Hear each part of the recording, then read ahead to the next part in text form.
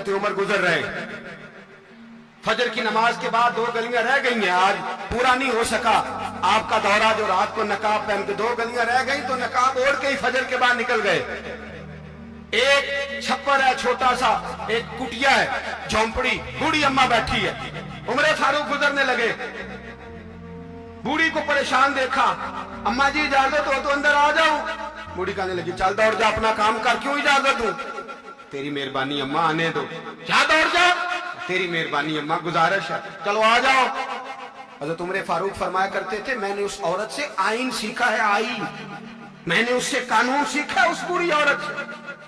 اندر آ گئے عمر فاروق، اماں کیا پریشانی ہے، کیا بات ہے؟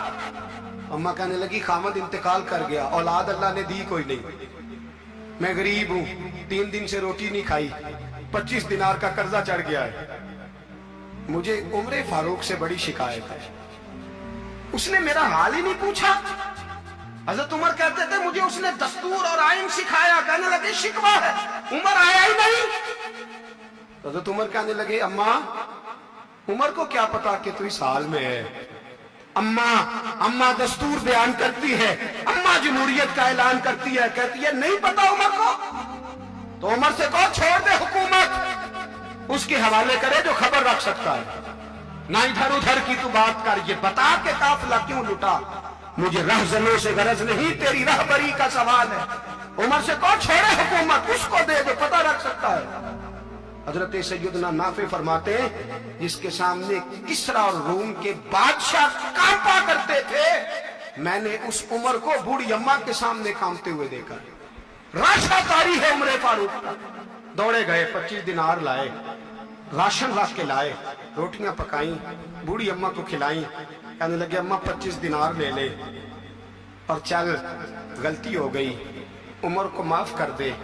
اماں بول کے کہنے لگی میں نہیں معاف کرتی، میں تو پکا پھالوں، بس گرنے والی ہوں، ایک دفعہ قبر میں جا لینے دے، میرے رسول آئیں گے تو میں عمر کی شکایت کروں۔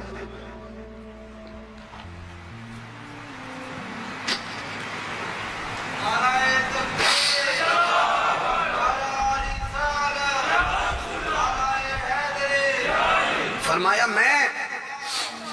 میں شکایت کروں گی محبوب پاک سے اور عرض کروں گی حضور اسے پوچھ، اس کو نگران بنایا گیا، اس نے مجھ بیوہ اور لوارث کی خبر ہی نہیں لی، یہ ہے آئین اسلام، یہ ہے دستور مصطفیٰ کریم صلی اللہ علیہ وسلم۔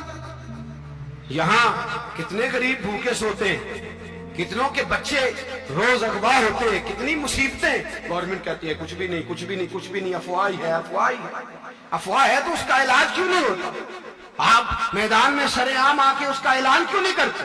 جاگیے اور سنیے میری بات۔ حضرت سیدنا فاروق اعظم نے 25 دینار دیے، پھر اس اماں کو کھانا دیا، کوئی برادری نہیں اس اماں کی، کوئی ووٹ بینک نہیں، کوئی یہ اماں کسی بڑی برادری کی نہیں جس کا 2 لاکھ ووٹ ہو، امیر المومنین ہو کے عمر فاروق اماں کے قدموں میں بیٹھ گئے، کہنے لگے اماں عمر کمزور ہے، حضور کا سامنا نہیں کر سکتا، تیری مہربانی نبی پاک کے سامنے شکایت نہ کرنا۔ اماں کہنے لگی چل میں تیری خاطر معاف کر دیتی، جا تو مجھے کسی اچھی ماں کا بیٹا لگتا ہے، جا تیری خاطر۔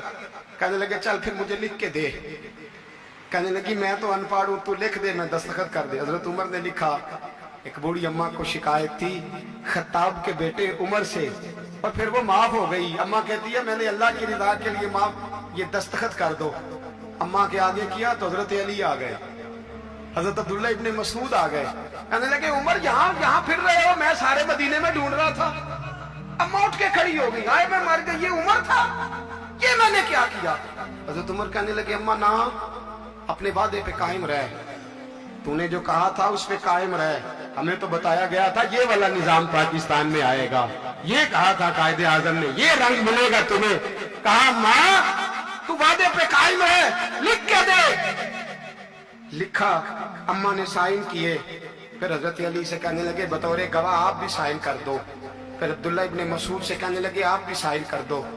سائن ہو گئے تو جناب عمر نے رکا لپیٹا، حضرت علی کو کہنے لگے علی تو میرا دوست ہے، میری صبحوں اور شاموں سے واقف ہے، علی تو میرا رازدار ہے یار، مجھے یقین ہے کہ میں تجھ سے پہلے مر جاؤں گا، جب عمر کا انتقال ہو جائے تو یہ رکا میرے کفن میں رکھ دینا، یہ رکھنا میرے کفن میں۔ علی کہنے لگے پھر کیا ہوگا؟ اور میں جب نبی پاک میری قبر میں آ کے پوچھیں گے نا بتا تو حکمران تھا کیا کر کے آیا ہے، تو فرمایا میں رکا نکال کے عرض کروں گا سونے ایک اماں ناراض تھی میں اسے بھی راضی کر کے آیا۔